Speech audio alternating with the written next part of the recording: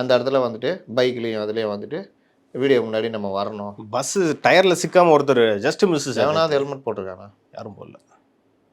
Police இந்த மாதிரி இடத்துலலாம் பிடிச்சி தான் கேஸை போடணும். நீங்கள் அவன் நேற்று 2 3 பேர் செத்து போயிருப்பாங்க பஸ்ஸு டயரில் மாட்டி. அந்த டிரைவரும் பாவம் தேவையில்லாமல் கேஸில் சிக்கியிருப்பார்.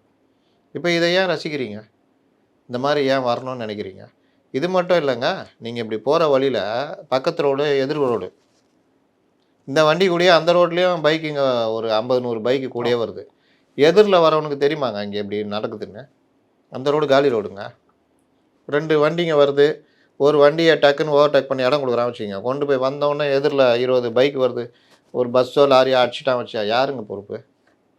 நீ என்ன பண்ணணும்? நிறுத்தி போங்க திரும்பி. பண்ணுமா வேணாவா?